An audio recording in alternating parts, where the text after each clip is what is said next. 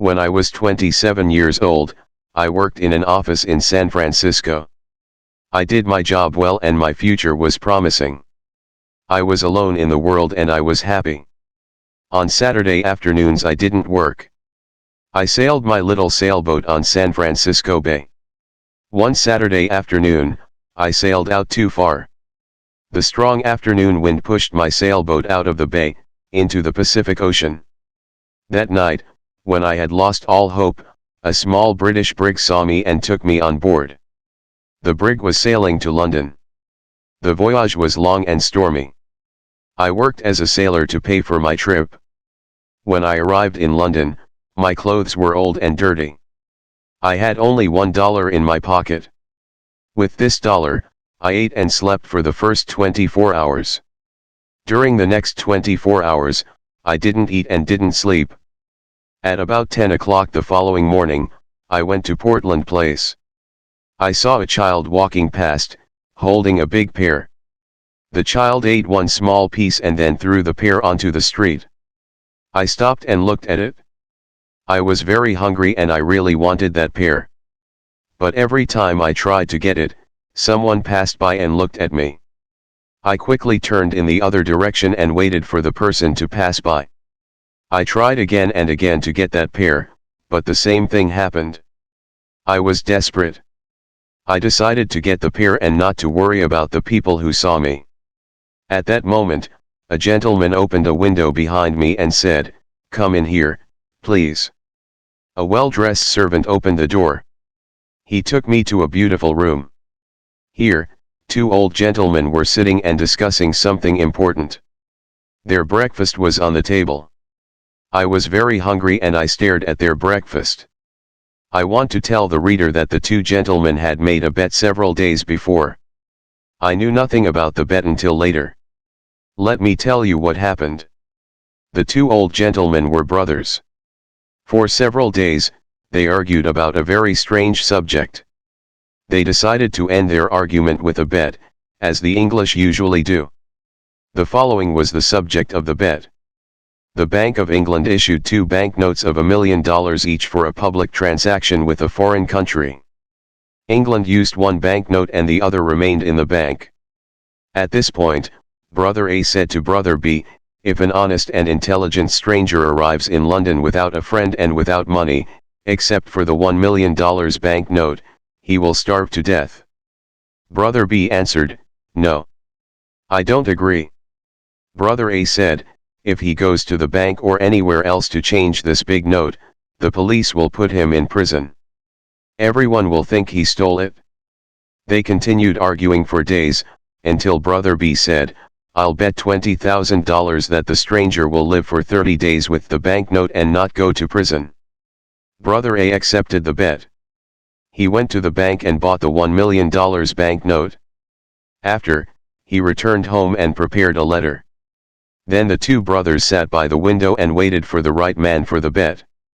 They saw a lot of honest faces go by, but they were not intelligent enough. Several faces were intelligent, but they were not honest. A lot of faces were honest and intelligent, but they were not poor enough. Other faces were honest, intelligent, and poor, but they were not strangers. When they saw me from the window, they thought I was the right man. They asked me questions, and soon they knew my story. Finally, they told me I was the right man for the bet. I asked them to explain the bet. One of the gentlemen gave me an envelope. I wanted to open it, but he said, "No, don't open it now. Wait until you are in your hotel room. Then read it very carefully." I was confused and I wanted to discuss the subject with them. But they didn't. I felt hurt because I was the subject of a joke. When I left their house, I looked for the pear on the street. It was gone. I was quite angry with those two gentlemen. Far from their house, I opened the envelope. I saw that there was money inside. I didn't stop to read their letter. I ran to the nearest eating place. I ate and ate and ate. At last, I took out the envelope with the money, to pay for my meal. I looked at the banknote and almost fainted. It was a banknote worth $5 million. I was speechless. I stared at the banknote. The two gentlemen had made a big mistake. They probably wanted to give me a $1 banknote. I saw the owner of the eating place staring at the banknote, too. We were both surprised. I did not know what to do or say. So, I simply gave him the note and said, "Give me the change, please." The owner apologized 1,000 times. "I'm very sorry, but I can't change this banknote, sir. I don't have any other money. Please change this note."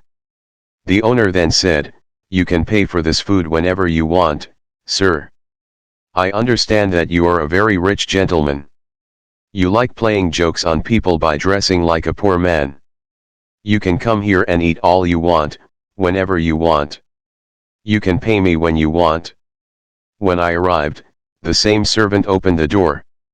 I asked for the two gentlemen. "They are gone," the servant said. "Gone? Gone where?" "Oh, on a journey." "But, where did they go?" "To the continent, I think." The continent. There were no signature, no address, no date on the letter. How strange. I didn't know what to think. I went to a park, sat down and thought about what to do. After an hour, I reached the decision that follows.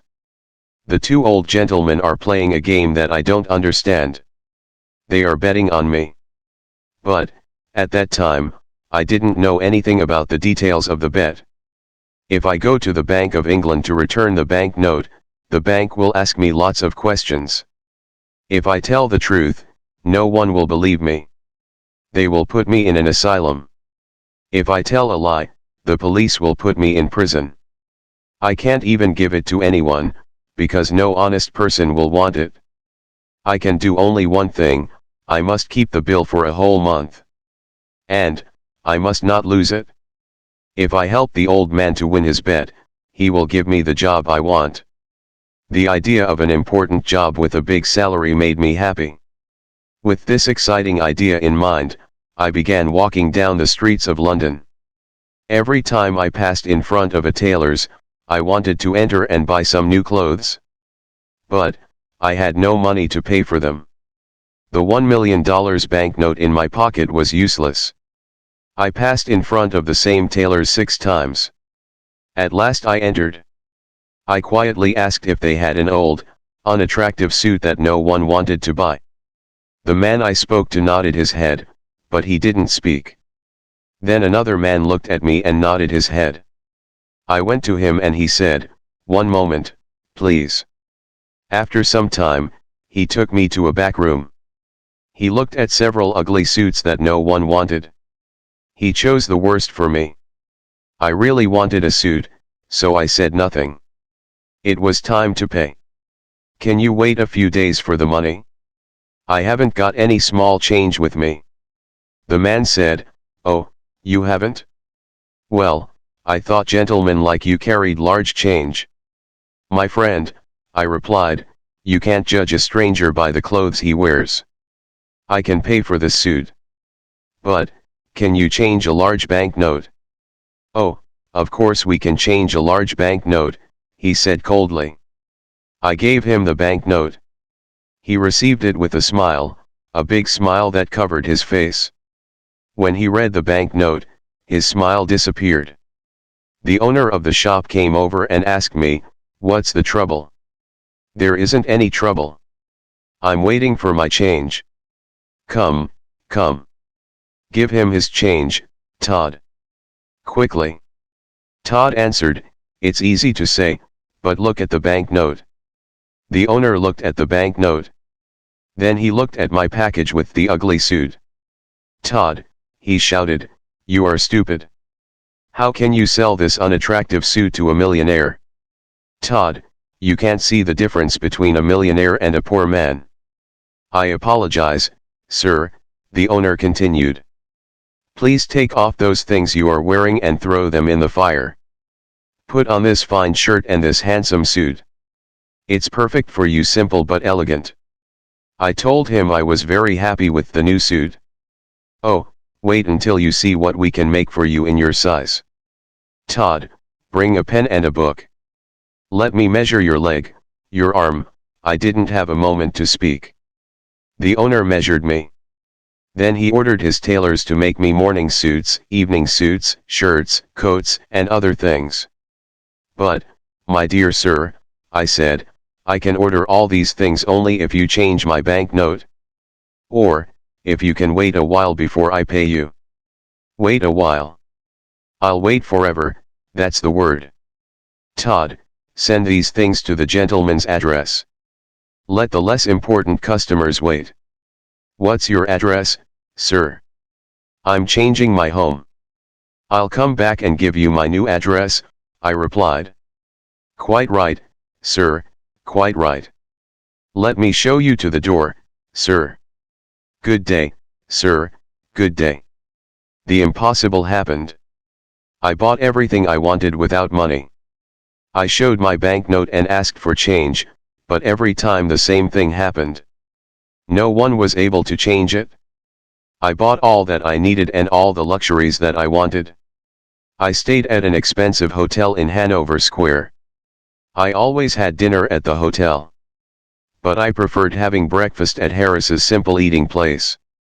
Harris's was the first place where I had a good meal with my $1 million note. That's where it all started. The news about me and my banknote was all over London. Harris's eating place became famous because I had breakfast there. Harris was happy with all his new customers. I lived like a rich, important man. I had money to spend. I lived in a dream. But often, I said to myself, remember, this dream will end when the two men return to London. Everything will change. My story was in the newspapers. Everyone talked about the strange millionaire with the $1 million note in his pocket. Punch magazine drew a funny picture of me on the front page. People talked about everything I did and about everything I said. They followed me in the streets. I kept my old clothes, and sometimes I wore them. It was fun when the shop owners thought I was poor. Then I showed them the banknote, and, oh, how their faces changed. After 10 days in London, I went to visit the American ambassador. He was very happy to meet me. He invited me to a dinner party that evening. He told me that he knew my father from Yale University. He invited me to visit his home whenever I wanted. I was glad to have a new, important friend. I thought to myself, I'll need an important friend, when the story of the $1 million note and bet comes out. I want the reader to know that I plan to pay back all the shop owners who sold me things on credit. If I win the bet for the old gentleman, I thought, I will have an important job. With an important job, I will have a big salary. I planned to pay back everyone with my first year's salary. There were 14 people at the dinner party. The Duke and Duchess of Shoreditch, and their daughter, Lady Anne, Grace Eleanor de Bohun, the Earl and Countess of Newgate, Viscount Cheapside, Lord and Lady Blatherskite, the ambassador and his wife and daughter, and some other people. There was also a beautiful, 22-year-old English girl, named Portia Langham. I fell in love with her in 2 minutes, and she with me. After a while, the house servant presented another guest, Mr. Lloyd Hastings. When Mr. Hastings saw me, he said, I think I know you. Yes, you probably do. Are you Yes, I'm the strange millionaire with the $1 million note in his pocket. Well, this is a surprise. I never thought you were the same Henry Adams from San Francisco. 6 months ago, you were working in the offices of Blake Hopkins in San Francisco. I remember clearly. You had a very small salary. And, at night, you helped me arrange the papers for the Gould and Curry Mining Company. Now you're a millionaire, a celebrity here in London. I can't believe it. How exciting. I can't believe it, either, Lloyd. Just 3 months ago, we went to the Miners' Restaurant. No, it was the What Cheer restaurant. Right, it was the What Cheer. We went there at 2 o'clock in the morning. We had steak and coffee. That night we worked for 6 long hours on the Gould and Curry Mining Company papers. Do you remember, Henry, I asked you to come to London with me. I wanted you to help me sell the Gould and Curry gold mine shares. But you refused. Of course I remember. I didn't want to leave my job in San Francisco. And, I still think it's difficult to sell shares of a California gold mine here in London. You were right, Henry. You were so right. It is impossible to sell these shares here in London. My plan failed and I spent all my money. I don't want to talk about it. But you must talk about it. When we leave the dinner party, you must tell me what happened. Oh, can I? I really need to talk to a friend, Lloyd said, with water in his eyes. Yes, I want to hear the whole story, every word of it. Thank you, Henry. You're a true friend. At this point, it was time for dinner. Thanks to the English system of precedence, there was no dinner. The Duke of Shoreditch wanted to sit at the head of the table. The American ambassador also wanted to sit at the head of the table. It was impossible for them to decide, so we had no dinner. The English know about the system of precedence. They have dinner before going out to dinner. But strangers know nothing about it. They remain hungry all evening. Instead, we had a dish of sardines and a strawberry. Now it was time for everyone to play a game called cribbage. The English never play a game for fun. They play to win or to lose something. Miss Langham and I played the game, but with little interest. I looked at her beautiful face and said, Miss Langham, I love you. Mr. Adams, she said softly and smiled, I love you too. This was a wonderful evening. Miss Langham and I were very happy. We smiled, laughed, and talked. I was honest with her. I told her that I was poor and that I didn't have a cent in the world. I explained that the $1 million note was not mine. She was very curious to know more. I told her the whole story from the start. She laughed and laughed. She thought the story was very funny. I didn't understand why it was funny. I also explained that I needed an important job with a big salary to pay all my debts. Portia, dear, can you come with me on the day I must meet those two gentlemen? Well, yes, if I can help you, she replied. Of course you can help me. You are so lovely that when the two gentlemen see you, I can ask for any job and any salary. With you there, my sweet Portia, the two gentlemen won't refuse me anything. At the end of the dinner party, I returned to the hotel with Hastings. He talked about his problems, but I didn't listen to him. I was thinking about Portia the whole time. When we arrived at the hotel, Hastings said, Let me just stand here and look at this marvelous hotel. It's a palace. What expensive furniture. You have everything you want. You are rich, Henry. And I am poor. His words scared me. I too, was poor. I didn't have a cent in the world, and I had debts to pay.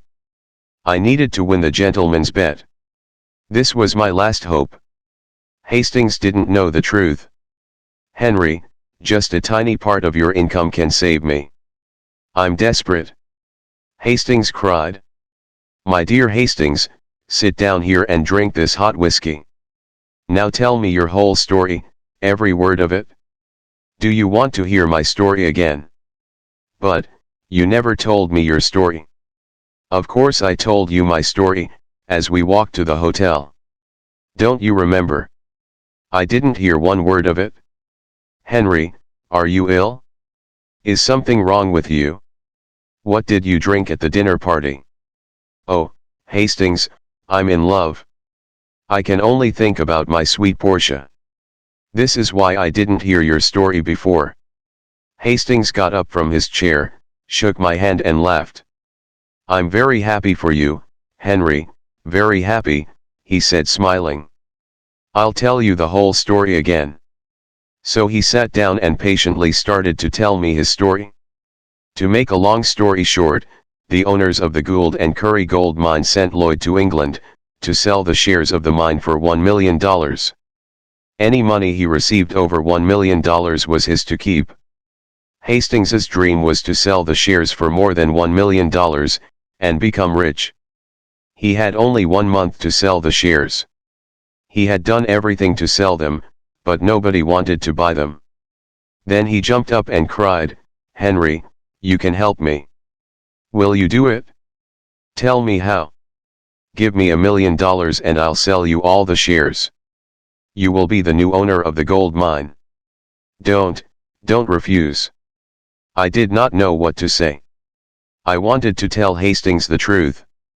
But then, an intelligent idea came to me. I thought about it for a moment and then calmly said, "I will save you, Lloyd. Then I am already saved. How can I thank you? Let me finish, Lloyd. I will save you, but not in that way. I have a better way. I know everything about that mine. I know its great value. You will sell the shares by using my name. You can send anyone to me, since people in London know me. I will guarantee the gold mine. In a week or two, you will sell the shares for $3 million, by using my name. And we'll share the money you earn. Half to you and half to me." Lloyd was very happy and excited. He danced around the room and laughed. "I can use your name. Your name, think of it. The rich Londoners will run to buy these shares. I'm saved. And I'll never forget you, Henry." The next day, all of London talked about the shares of the California gold mine. I stayed in my hotel and said to everyone who came to me, "Yes, I know Mr. Hastings. He's a very honest man. And I know the gold mine, because I lived in the California gold country. It is a mine of great value." People were now interested in buying the shares. I spent every evening with Portia at the American ambassador's house. I didn't tell her about the shares and the mine. It was a surprise. We talked about our love and our future together. Finally, the end of the month arrived. Lots of rich Londoners bought the shares of the mine. I had $1 million of my own in the London and County Bank. And Lloyd did too. It was time to meet with the two old gentlemen. I dressed in my best clothes, and I went to get Portia. Before going to Portland Place, Portia and I talked about the job and the salary. "Portia, you are so beautiful. When the two gentlemen meet you, they will give me any job and any salary I ask for. Henry, please remember that if we ask for too much, we will get nothing. Then what will happen to us? Don't be afraid, Portia." When we arrived, the same servant opened the door. There were the two old gentlemen having tea. They were surprised to see Portia. I introduced her to them. Then I said, "Gentlemen, I am ready to report to you." "We are pleased to hear this," said one gentleman. "Now we can decide the bet that my brother Abel and I made. If you won for me, you can have any job in my power. Do you have the $1 million note?" "Here it is, sir," and I gave it to him. "I won," he shouted. "Now what do you say, Abel?" "I say he survived, and I lost $20,000. I can't believe it." "I have more to tell you," I said. "But, it's a long story. I'll tell you another time. For now, look at this." "What?" "A certificate of deposit for $200,000. Is it yours?" "It's mine. I earned it by using the banknote you lent me for a month. This is astonishing. I can't believe it." Portia looked at me with surprise and said, "Henry, is that really your money? You didn't tell me the truth." "No, I didn't. But, I know you'll forgive me." "Don't be so sure. You told me a lie, Henry." "Dearest Portia, it was only for fun. Come, let's go now." "But, wait, my gentleman said. I want to give you the job and the salary you choose." "Thank you, thank you with all my heart. But I don't want the job. Henry, you didn't thank the good gentleman in the right way. Can I do it for you? Portia said. Of course you can, my dear. Portia walked to my gentleman, sat on his lap and kissed him on the mouth. Then the two old gentlemen shouted and laughed. I was amazed. What was happening? Papa, said Portia, Henry doesn't want your job. I feel very hurt. Darling, is that your father? I asked. Yes, he's my stepfather, a dear man. Now do you understand why I laughed when you told me your story? My dearest sir, I said, I want to take back what I said. There is a job that I want. Tell me. I want the job of son-in-law. Well, well, well. But you were never a son-in-law before.